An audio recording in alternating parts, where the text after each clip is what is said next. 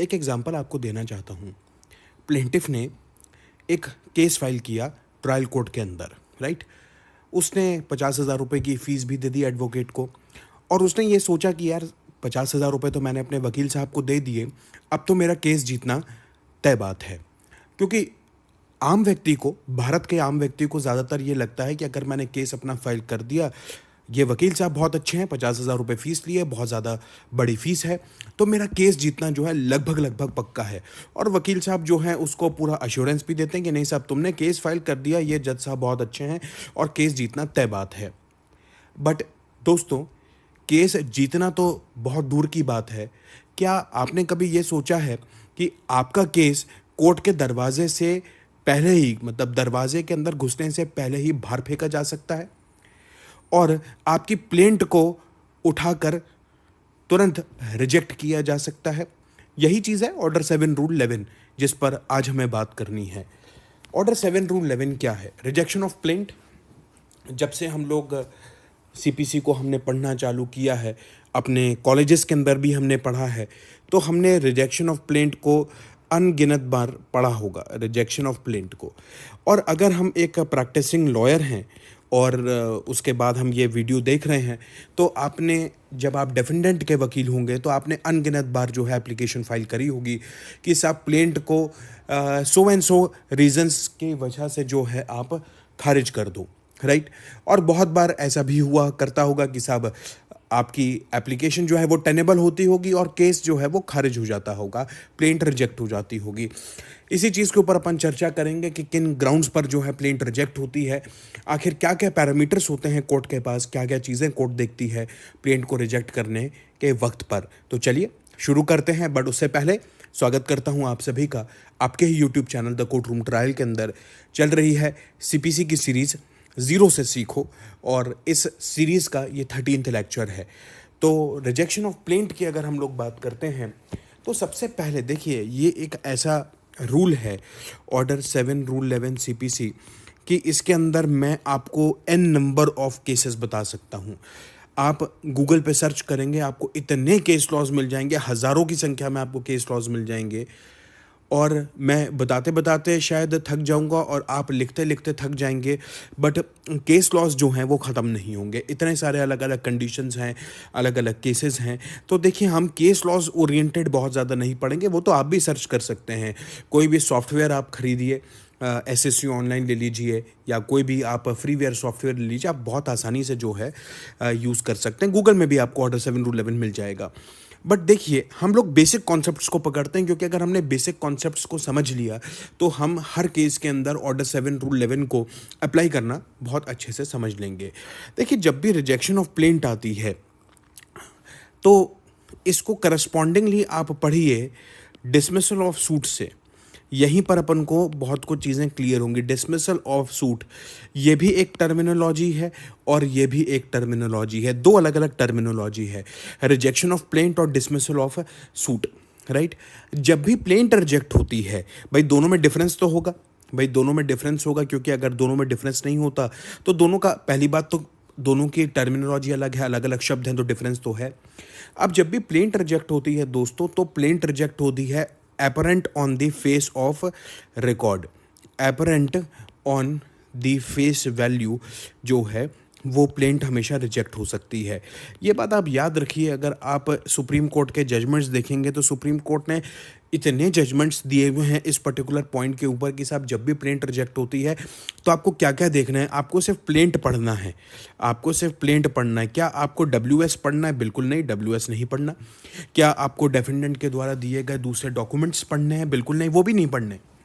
आपको क्या पढ़ना है? आपको सिर्फ प्राइमा फेसी प्लेंट पढ़नी है। आप प्लेंट पढ़िए। प्लेंट के अंदर क्या पढ़ें? प्लेंट के अंदर उनके एवरमेंट्स पढ़ें, एवरमेंट्स पढ़ें प्लेंट के अंदर। और उस एवरमेंट्स को पढ़ने के बाद अगर कोर्ट को लगता है कि नहीं साहब ये सूट, ये प्लेंट यहाँ पर नहीं चलनी चाहिए, तो वहाँ पर प्लेंट रिजेक्ट कर दी जाएगी। बट क्या इस केस में एविडेंस लिए जाएंगे? एविडेंस लिए जाएंगे? नहीं, एविडेंस बिल्कुल नहीं लिए जाएंगे। और अगर एविडेंस लिए जाते हैं तो हम लोग किसके ऊपर आ गए? हम लोग आ गए मेरिट्स के ऊपर। मेरिट्स को हमने जो है टच कर लिया, मेरिट्स को टच कर लिया। और जब भी मेरिट्स टच हो गई मतलब प्लेंटिफ ने भी एविडेंस दिए, डिफेंडेंट ने एविडेंस दिए, और उसके बाद जो होगा वो सूट डिसमिस होगा।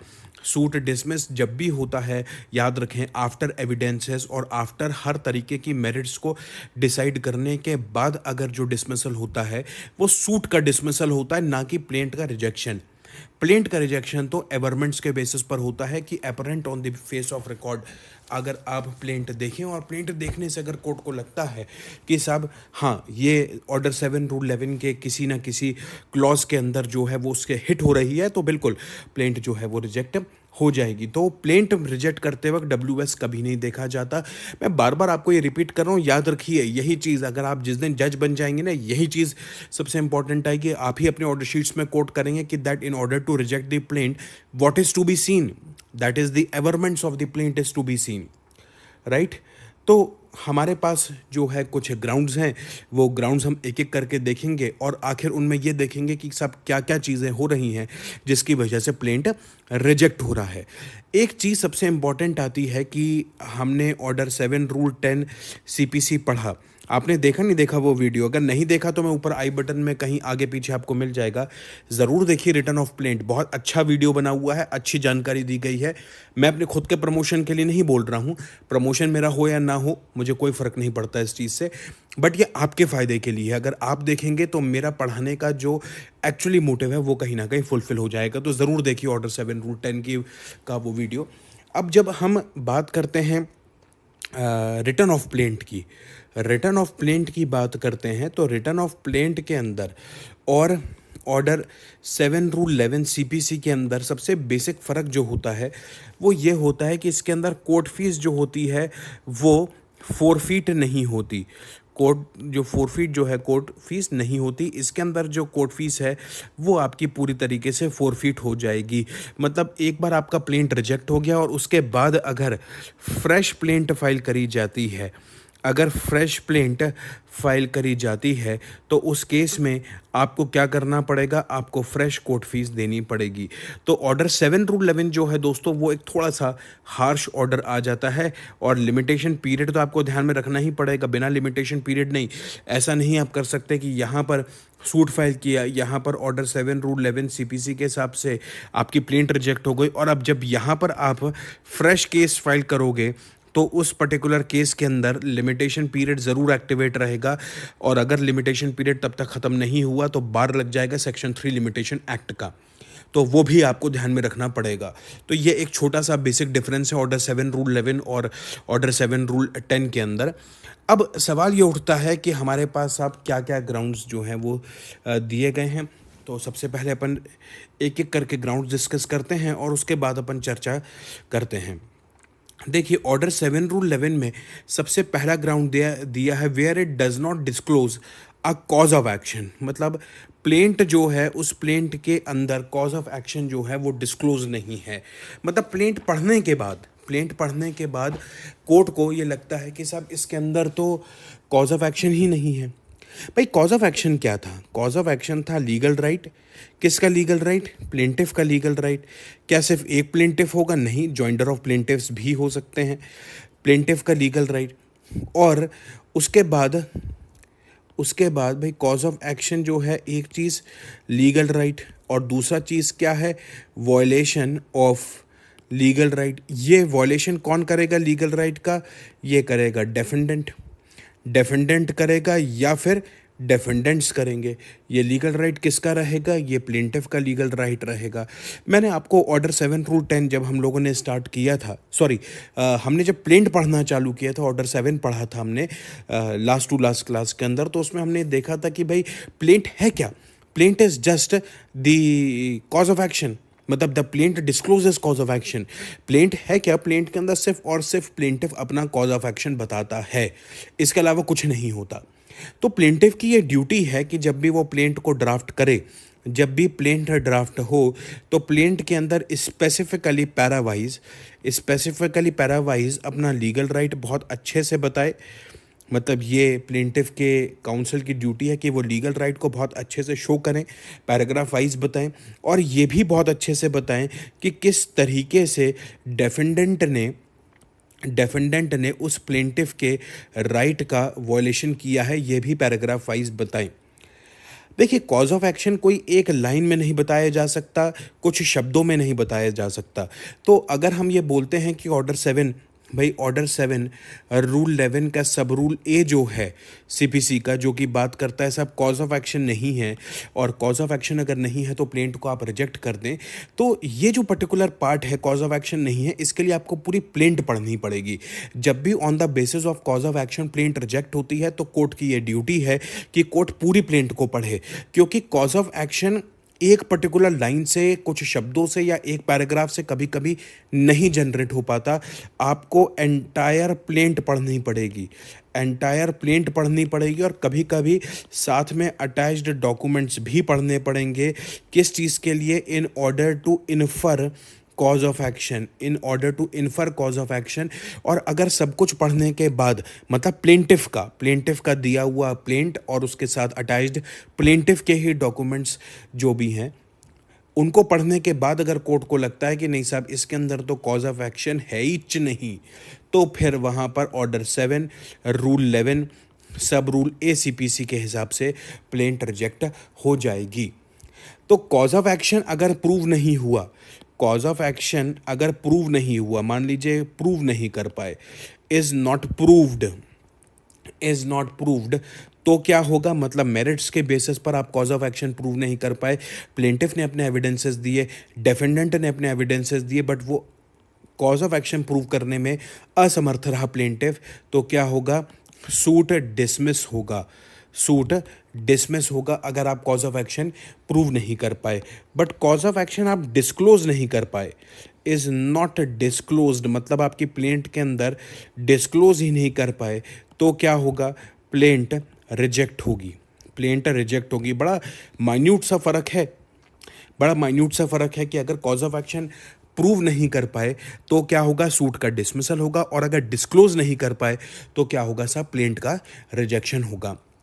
कॉज ऑफ एक्शन के बेसिस पर जब भी प्लेंट रिजेक्ट होगी तो ये कोर्ट की ड्यूटी है कि वो प्लेंट को पूरा पढ़े, कंप्रीहेंसिव रीडिंग आपको करनी पड़ेगी प्लेंट की, और पूरा प्लेंट पढ़ने के बाद अगर ये कोर्ट को लगता है कि सब कॉज ऑफ एक्शन इन्फर नहीं हो रहा है, तब जो है कोर्ट यहाँ पर ऑर्डर 7 रूल 11 के अंदर प्लेंट रिजेक्ट कर देगी।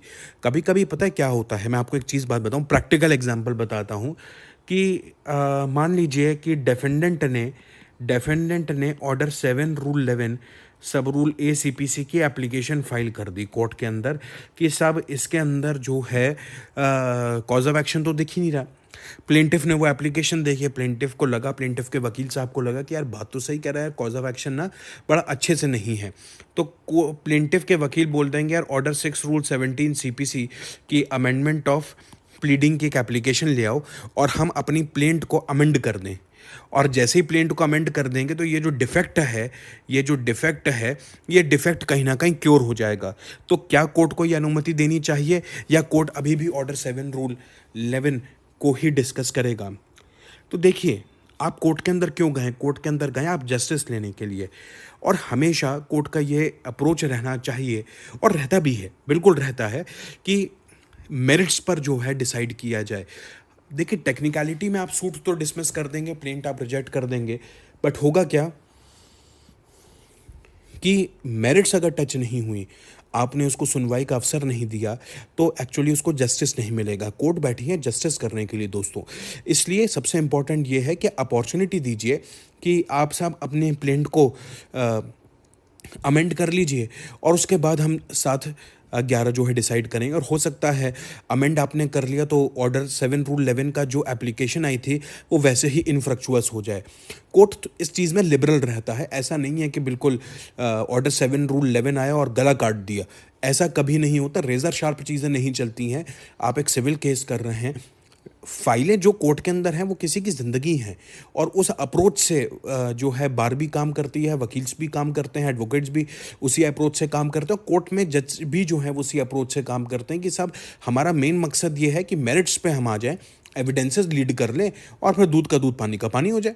फिर कोई दिक्कत नहीं, हारेंगे तो भाई अपील में जाएंगे, जीतेंगे तो कोई बात नहीं, डिक्री का एग्जीक्यूशन करवाएंगे। वो बात अलग है कि डिक्री के एग्जीक्यूशन के लिए 100 साल भी लग सकता है। ये एक मजाक था। चलिए, अब मान लीजिए कि अगर कोई डॉक्यूमेंट है, जैसे मैंने आपको बताया, अगर वो इंपॉर्टेंट है और वो अटैच नहीं किया प्लेंटिफ ने, तो कोर्ट ये बोल सकता है कि साहब आप वो डॉक्यूमेंट दीजिए, और उसके बाद जो है उस डॉक्यूमेंट को देखने के बाद कोर्ट इन्फर करेगा।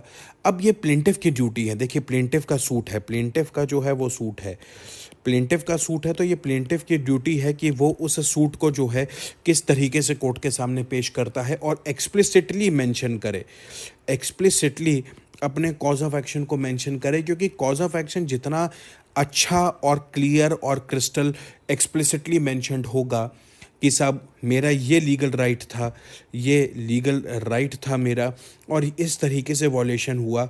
मैं आपको बताऊं, आपको लग रहा होगा कि हम बहुत बेसिक चर्चा कर रहे हैं, बट एक बार अगर आप लॉ स्टूडेंट नहीं हैं और अगर आप एक एडवोकेट के तौर पर देख रहे हैं, तो मैं आपको बताऊं दोस्तों, एक बार प्रैक्टिकल उठा के तो देखिए कि प्लेंट ड्राफ्ट कैसे होती हैं, क्या सही में वो सही से कॉज ऑफ एक्शन करते हैं। बेसिक लॉ है, बट हम लोग जितना एक्सपीरियंस होते जाते हैं ना, वकालत जितनी एक्सपीरियंस होती जाती है और जजशिप जितनी एक्सपीरियंस होती जाती है, और हम जो हैं धीरे धीरे धीरे धीरे करके जो है अपने बेसिक्स, अपने रूट्स से जो है वो दूर हो जाते हैं और रूट्स को पकड़ के नहीं रखते कि एक्चुअली हमारी रूट्स क्या थी।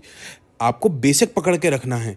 आपके पास हज़ारों केस लॉज आ जाएंगे, आपके पास मुल्ला की कमेंट्री आ जाएगी, आप तीनों वॉल्यूम मुल्ला के पढ़ लीजिए, बट बेसिक अगर क्लियर नहीं है ना, तो कितना मुल्ला पढ़ लीजिए, कितने केस लॉज पढ़ लीजिए, कितने मेरे जैसे अच्छे अच्छे टीचर्स का वीडियो देख लीजिए, यूट्यूब भरा हुआ है अच्छे टीचर्स से, कोई फ़ायदा नहीं है। बेसिक्स को पकड़िए कि कॉज ऑफ एक्शन को जो है एक्सप्लिसिटली डिक्लेयर करिए, स्पेसिफाई करिए अपने लीगल राइट को, और स्पेसिफिकली अपने लीगल राइट के बाद वॉयलेशन को करिए, डिक्लेयर करिए, और उसके बाद जो है कोर्ट ऑर्डर 7 रूल 11 के अंदर देखता है कि सब प्लेंट रिजेक्ट करनी है या नहीं करनी है।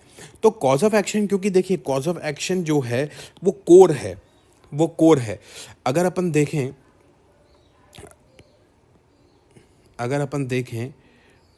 एक मिनट, मैं आपको एक सर्कल बनाना चाहता हूँ, पता नहीं कैसे बनता है सर्कल, पहली बारी बना रहा हूँ एक्चुअली मैं सर्कल। ये बना है क्या कहीं, एक मिनट, अरे चलिए मैं तो आपको ऐसे ही सर्कल बना के भेज देता हूँ। मान लीजिए ये सर्कल है, या इससे भी अच्छा मैं आपको एग्जांपल दूँ, ये एक सर्कल है और इसके अंदर इसकी ये कोर है, ये कोर है, अर्थ है अपना, अर्थ की जो है ये कोर है, ठीक है, अर्थ की जो है ये कोर है। अब जो कोर है वो भाई हर एक चीज़ की कोर होती है। अब ये जो अर्थ की कोर है, यही आप समझ लीजिए कि एक सूट का जो कोर है वो क्या है, वो ये है। मतलब सूट का जो कोर है वो है कॉज ऑफ एक्शन। अगर कॉज ऑफ एक्शन ही आपने डिक्लेयर नहीं किया तो आप ये समझ जाइए कि सूट कैसे चलेगा, क्योंकि पूरा सूट जो चल रहा है वो किसके ऊपर चल रहा है, सूट पूरा चल रहा है कॉज ऑफ एक्शन पर, कि आपने जो है कॉज ऑफ एक्शन जो दिया है, जो कॉज ऑफ एक्शन आपने एक्सप्लिसिटली किया है, उसी के बेसिस पर एविडेंसेस होंगे। अच्छा, आपको क्या मालूम है कि आप एविडेंसेस किसके ऊपर दे सकते हो? एविडेंसेस आप दे सकते हो उन पर्टिकुलर फैक्ट्स के ऊपर, उन पर्टिकुलर फैक्ट्स के ऊपर जो कि आपने अपने प्लेंट पर मेंशन्ड किए हैं। इसके ऊपर सुप्रीम कोर्ट के केस लॉज भी बहुत सारे हैं, और ऐसा फैक्ट जो कि आपके प्लेंट में मेंशन्ड नहीं है उसके लिए आप एविडेंसेस नहीं दे सकते हो कोर्ट के अंदर। आपको फैक्ट्स को मेंशन करना पड़ेगा। अब ये फैक्ट्स क्या है? यही फैक्ट्स तो कॉज ऑफ एक्शन है, यही फैक्ट्स तो कॉज ऑफ एक्शन है। तो पूरा जो सूट रिवॉल्व करता है, एक बेस्ट एग्जांपल अपने सोलर सिस्टम का ले लीजिए। सन जो है वो आपका कोर है और जितने भी प्लैनेट्स हैं वो चारों तरफ उसके घूमते रहते हैं। तो हमारे सूट के लिए जो सन है वो कॉज ऑफ एक्शन है। और भाई कॉज ऑफ एक्शन को आप ये भी बोल सकते हो it is the foundation of the suit, foundation of the suit. और अगर फाउंडेशन ही कमज़ोर रहेगी तो बात पूरी ख़त्म हो जाएगी। तो ये एंटायर सूट का फाउंडेशन है, और इसलिए ये प्लेंटिफ की पैरामाउंट ड्यूटी है कि वो क्लियरली कॉज ऑफ एक्शन को बताए, क्योंकि पूरा सूट कॉज ऑफ एक्शन के रिवॉल्व ही घूमेगा। और अगर आप अच्छे से नहीं बता पाए तो नो डाउट मतलब non disclosure of cause of action अगर होता है मतलब और सूट जो है आपने मेरिट्स पर हर्ड किया तो सूट क्या है वो डिसमिस हो जाएगा, प्लेंट रिजेक्ट नहीं होगी। बट अगर आपने डिस्क्लोज ही नहीं किया कॉज ऑफ एक्शन तो वहाँ पर क्या होगा, वहाँ पर आपकी प्लेंट रिजेक्ट हो जाएगी। तो सूट डिसमिस होता है, सूट डिसमिस होगा। अच्छा एक चीज़ आप ये और भी याद रखें, अगर सूट डिसमिस होता है, सूट डिसमिस होता है मतलब मेरिट्स पर हर्ड हुआ है और वापस अगर आप फ्रेश सूट फाइल करते हो, फ्रेश सूट फाइल करते हो तो रेस जुडिकेटा का बार लग जाएगा, रेस जुडिकेटा का बार लग जाएगा, ये बात याद रखें। हाँ अगर आप फ्रेश प्लेंट फाइल करते हो, मतलब अगर आपका ऑर्डर 7 रूल 11 सीपीसी में प्लेंट रिजेक्ट हुई है और फ्रेश प्लेंट करिए तो फिर लिमिटेशन जो है वहाँ पे लगेगा, बट आप फ्रेश प्लेंट फाइल कर सकते हो, राइट। तो एक पैराग्राफ में आपको बता दूं, फटाफट आप लिख लीजिए, अपने आपके नोट्स बन जाएंगे। लिखिए, since in the cases of the dismissal of suit on merits the suit was heard and finally decided, res judicata will apply upon subsequent suit. अब देखिए रेस जुडिकेटा के लिए एक्चुअली लास्ट लेक्चर के अंदर एक ये थोड़ा पशोपेश था कि रेस जुडिकेटा स्टार्ट किया जाए या 7 रूल 11 स्टार्ट किया जाए, बट मैंने सोचा 7-11 करते हैं क्योंकि ऑर्डर 7 अपना पूरा कंप्लीट हो जाएगा और उसके बाद नेक्स्ट क्लास में रेस जुडिकेटा स्टार्ट करेंगे। एक बात मैं आपको बता दूं, रेस जुडिकेटा की क्लास जो है हो सकता है 1 या 2 दिन बाद आए क्योंकि बहुत वास्ट टॉपिक है, हम इसको 3-4 क्लासेस पढ़ेंगे रेस जुडिकेटा और रेस सब जुडिस के ऊपर। मेरे हिसाब से लगभग हो सकता है 4-5 क्लासेस निकल जाएं, तो थोड़ा सा वेट करके आएगा। लगभग अब मंडे को नया वीडियो अपलोड करूंगा मैं रेस जुडिकेटा के ऊपर। तो खैर ठीक है, लिखिए आप, since in the cases of dismissal of suit on merits the suit was heard and finally decided, res judicata will apply upon subsequent suit, but in the cases of the rejection of plaint evidences were not the basis of the rejection। भाई जब भी आप plaint reject करते हो तो evidences के behalf पर reject नहीं करते, apparent on the face of record plaint के अंदर कहीं ना कहीं कोई टेक्निकल बार है, या तो कॉज ऑफ एक्शन नहीं है, या दूसरे अगर अपन क्लॉजेस देखेंगे तो अंडर वैल्यूएशन है, प्रॉपर कोर्ट फीस नहीं दी है, अपरेंट सूट बार्ड है। तो ये अपरेंट जो है ये थोड़ा समझना ज़रूरी है, बट मैं आपको लिखवा दूं फिर अपन थोड़ा सा इस पर समझते हैं। क्योंकि जब भी 7-11 होती है तो एविडेंसेस के बिहाफ पर, एविडेंसेस जो है वो बेसिस नहीं होते हैं 7-11 में सूट को, प्लेंट को रिजेक्ट करने के लिए। Evidences were not the basis of rejection and therefore it cannot be said to be heard and finally decided, because res judicata अगर आपने थोड़ा बहुत भी knowledge है, you have a little bit of knowledge of res judicata, the res judicata only applies on the subsequent suit only when the previous suit was the heard and finally decided। तो heard और finally decided होना चाहिए, merits पर heard होना चाहिए, तब जाकर subsequent suit पर जो है रेस जुडिकेटा का बार लगता है। रेस जुडिकेटा जो सेक्शन 11 सीपीसी में है, ये एक प्रकार का सेक्शन 300 जो है सीआरपीसी का, ये उसी का रूप है। However, the court should not be hyper-technical in matter of rejection of plaint on grounds of the non-disclosure of cause of action. It has to be liberal and it shall examine the pleadings not in isolation. Rather, all the pleadings should be read together in comprehensive manner, and courts shall try to infer cause of action from all the pleadings as read together. As read together.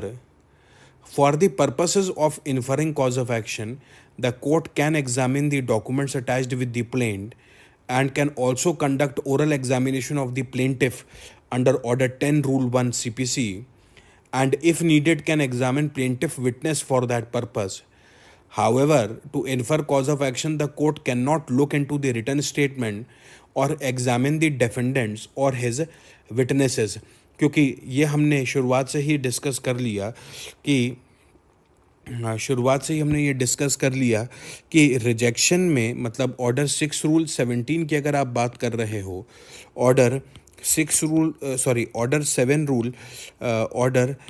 Rule 11 CPC की बात कर रहे हो, तो इसका जो basis है वो सिर्फ और सिर्फ प्लेंट है, और रिटन स्टेट डेफेंडेंट जो है वो इसका बेसिस नहीं है। ये भी बोल दें कि डेफेंडेंट के जो एविडेंसेस हैं वो भी इसका बेसिस नहीं है, सिर्फ प्लेंट जो है वो उसका बेसिस है। और प्लेंट जो है वो भी apparent on the face of record होना चाहिए, apparent on face of record. Apparent on face of record मतलब प्लेंट पढ़कर ये समझ में आ जाना चाहिए, मतलब इसके लिए एविडेंसेस की आवश्यकता नहीं है। सिर्फ कोरा प्लेंट अगर आप पढ़ोगे, मतलब बेयर प्लेंट अगर आप पढ़ोगे, तो बेयर प्लेंट पढ़ने के बाद ये क्लियर हो जाना चाहिए कि प्लेंट जो है वो रिजेक्ट होने वाली है ऑर्डर 7 रूल 11 के हिसाब से। एविडेंसेस नहीं होगा, मतलब प्योरली, याद रखें, बहुत अटेंटिव रहें, प्योरली फैक्चुअल बेसिस पर जो फैक्ट्स प्लेंटिफ ने मेंशनड की हैं प्लेंट में, purely factual basis mentioned in the plaint, purely factual basis पर जो है प्लेंट रिजेक्ट होगी।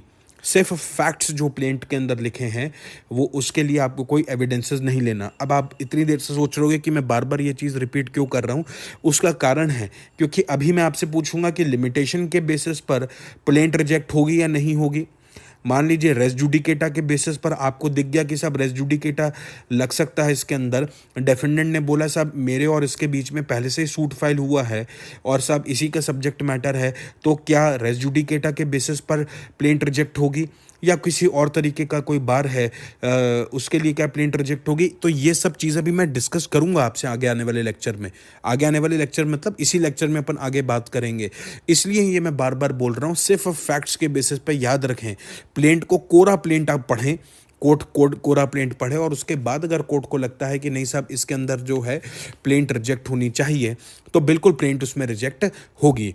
हो सकता है हम 7-11 के लेक्चर को 2 भागों में करें क्योंकि एक अच्छा डिस्कशन है इसके अंदर, हम इसको बहुत जल्दी ख़त्म करने के लिए इसको एक ही लेक्चर में समाप्त नहीं करेंगे। अब देखिए ऑर्डर 7 रूल 11 अगर आप पढ़ें, वापस मैं ऑर्डर 7 रूल 11 पे आपको लेके जाना चाहता हूँ। अब ऑर्डर 7 रूल 11 के अंदर कोर्ट क्या बोलता है, the plaint shall be rejected in the following cases. A से लेकर एफ तक जो है कोर्ट इसमें मेंशन्ड है, ए से लेकर एफ तक जो है क्लॉजेज मेंशन्ड है और शैल वर्ड का इस्तेमाल किया है। शैल वर्ड का इस्तेमाल किया है मतलब ये मैंडेटरी है। अगर आपको डिफेक्ट्स इसके अंदर दिखते हैं ऑर्डर 7 रूल 11 की, अगर कोई एप्लीकेशन फाइल होती है और अगर कोर्ट को प्राइमा फेसी इसके अंदर डिफेक्ट दिखता है तो कोर्ट तो तुरंत रिजेक्ट कर देगी प्लेंट। भाई इसका मतलब तो यही हुआ, शैल वर्ड इस्तेमाल हुआ है, बट यहाँ पर शैल का जो इंटरप्रिटेशन होगा that is to be liberally interpreted, that is to be liberal interpretation होगा। याद रखें, लिबरल इंटरप्रिटेशन होगा, इसको आप मैंडेटरी तौर पर नहीं पढ़ सकते। And court shall not be very hyper technical और mechanically in rejecting the plaint if either of the clauses are fulfilled. अब मैं आपको ये बताऊं, ये हाइपर टेक्निकल का एक बेस्ट एग्जांपल मैं आपको बताऊं, अंडर वैल्यूएशन और proper court fees. Supreme court के आपको बहुत सारे जजमेंट्स इस पे मिल जाएंगे कि अगर कोर्ट को लगता है सब अंडर वैल्यूएशन है और प्रॉपर कोर्ट फीस नहीं दी है, डिफेंडेंट ने ये ऑर्डर 7 रूल 11 का ये ऑब्जेक्शन रेज किया और कोर्ट ने एक्सेप्ट भी कर लिया एप्लीकेशन की प्लेंट रिजेक्ट हो जानी चाहिए, बट कोर्ट फिर भी 1 हफ्ते का समय देता है, 1 वीक का समय देता है कि साहब आप अपना प्रॉपर वैल्यूएशन कर लीजिए, प्रॉपर कोर्ट फीस आप भर लीजिए। बट उसके बावजूद भी अगर प्लेंटिफ प्रॉपर वैल्यूएशन और प्रॉपर कोर्ट फीस नहीं भरता है, उस केस में जो है प्लेंट रिजेक्ट होती है। तो शैल वर्ड जो है उसको आपको लिबरली इंटरप्रेट करना पड़ेगा, इवन इफ ए से लेकर एफ तक के जो क्लॉजेज हैं वो फुलफिल हो जाएं। तो कोर्ट जो है इसके अंदर ऑल्टरनेटिव्स को एग्जामिन करेगा कि सब कुछ, और अगर हम गलतियों को, जो मिस्टेक्स हैं, जो प्लेंटिफ ने मिस्टेक्स करी हैं, उसको हम किस तरीके से सुधार लें और सुधारने के बाद मेरिट्स पर जो है वो करें, क्या बोलते हैं, हियरिंग करें। क्योंकि यहाँ पर कोर्ट चाहे तो अमेंडमेंट ऑफ प्लीडिंग की भी एक अपॉर्चुनिटी दे सकता है और कोर्ट भी डायरेक्ट कर सकता है प्लेंटिफ को कि सब ये इस तरीके के एरर्स हैं दैट कैन बी रेटिफाइड, इसको बिल्कुल सुधारा जा सकता है अमेंडमेंट ऑफ प्लीडिंग के थ्रू, आप बिल्कुल सुधार दीजिए। क्योंकि देखिए आप एक मैक्सिम याद रखें, in the interest of the republic there must be and towards the litigation. अगर मैं ठीक हूँ, मुझे थोड़ा थोड़ा याद आ रहा है, रिपब्लिक उट से टिमस लिटियम करके ऐसी मैक्सिम है, मैं एग्जैक्टली रिकॉल नहीं कर पा रहा हूँ, but in the interest of the state there must be and to the litigation. आप 7/11 के अंदर उसकी प्लेंट रिजेक्ट कर दोगे, वो फिर से फ्रेश सूट लेकर आएगा। बट यहाँ पर अगर मेरिट्स पे हियरिंग हो गया और उसके बाद जो भी आउटकम हो, हारे जीते जो भी है, बट उसके बाद सिर्फ अपील ऊपर जाएगी, फ्रेश सूट तो आप उसके बेसिस पे ला नहीं सकते, रेस जुडिकेटा का बार लग जाएगा। तो मिस्टेक्स को कोर्ट जो है हमेशा मिस्टेक्स को रेटिफाई करने का जो है वो प्रयास करती है। राइट। एक केस लॉ लिख लीजिए, भाऊराम वर्सेस झनक सिंह एंड अदर्स, भाऊराम वर्सेस झनक Singh and others, 2012 Supreme Court, 2012 Supreme court. इसमें ऑनरेबल सुप्रीम कोर्ट ने क्या बोला था? The plea taken by the defendant in his written statement or upon his examination in order 10 shall not be the made ground for the rejection of the plaint, shall not be made ground for the rejection of plaint। मतलब WS defendant ने जो written statement file किया है वो, और defendant का अगर आप एग्जामिनेशन भी करते हो, ये एग्जामिनेशन एविडेंसेस वाला नहीं है, ऑर्डर 10 CPC का एग्जामिनेशन है, उसके अंदर अगर आप डिफेंडेंट के विटनेस को एग्जामिन भी करते हो और that shall not be taken into consideration, written statement और WS जो है, मतलब विटनेस जो है, अगर डिफेंडेंट का विटनेस है उसको आप एग्जामिन कर लो तो उसे कंसिडरेशन में नहीं लिया जाएगा while dealing with the application of order 7 rule 11 CPC। एक और केस लॉ लिख लीजिए, चर्च ऑफ क्राइस्ट, ये बड़ा लैंडमार्क केस है। चैरिटेबल आपने सुना भी होगा, trust and educational charitable society versus पुनियमन educational trust, 2012 Supreme Court. 2012 Supreme Court क्या बोला है इसमें सुप्रीम कोर्ट ने? In a case where the cause of action is based upon some essential document and the document has not been filed by the plaintiff, the court shall allow the time to the plaintiff to file the document, and despite that if the document is not filed, the court is free to reject the plaint on the ground of the non-disclosure of cause of action, on the ground of the non-disclosure of cause of action। तो अगर कोई document for example plaintiff ने file नहीं किया है तो वहाँ पर आप उसको अपॉर्चुनिटी दोगे, और अपॉर्चुनिटी देने के बाद उसके बावजूद भी अगर प्लेंटिफ फाइल नहीं करता तो नो डाउट आप उस केस में जो है रिजेक्ट करने के लिए कोर्ट फ्री रहेगी। अच्छा, ऐसा भी तो हो सकता है ऑर्डर 7 रूल 11 का एक क्लॉज फुलफिल हो गया, उसके साथ दूसरे और भी क्लॉजेस हों, मतलब कॉज ऑफ एक्शन का भी बार है, आपका अंडर वैल्यूएशन भी है, कोर्ट फीस भी नहीं है, 2 या 3 बार लग रहे हैं ऑर्डर 7 रूल 11 के। बिल्कुल पॉसिबल है, बिल्कुल हो सकता है कि साहब एक से ज़्यादा बार लगें। अपन आगे इस चीज़ को डिस्कस करेंगे। तो दोस्तों ऑर्डर 7 रूल 11 के ऊपर थोड़ा डिस्कशन बड़ा चलेगा। पहले सोचा था कि एक ही क्लास में ख़त्म करूंगा, बट डिटेल में थोड़ा सा आपको बताऊंगा। ऑर्डर 7 रूल 11 को नेक्स्ट क्लास में और आगे कंटिन्यू करेंगे। तो तब तक के लिए सब्सक्राइब करिए चैनल को, द कोर्ट रूम ट्रायल को देखते रहिए। दूसरे वीडियोज़ में भी मुलाकात करेंगे।